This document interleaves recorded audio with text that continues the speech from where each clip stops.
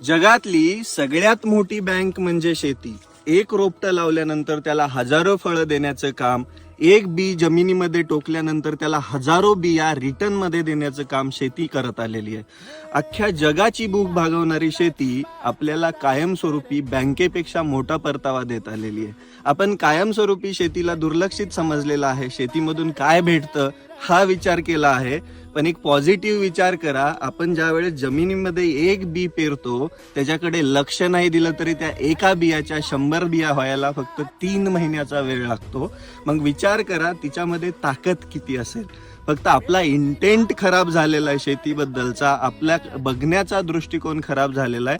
तो दृष्टिकोन बदलणं सगळ्यात गरजेचं आहे. सगळ्यात मोठी गोष्ट आपल्याला शेतीबद्दल बोलायची असेल किंवा करायची असेल तर शेतीकडे बघण्याचा दृष्टिकोन बदलावा लागेल. आणि हे सगळं आपण करू शकतो. सगळ्या शेतकऱ्यांनी मिळून जर ह्या गोष्टी केल्या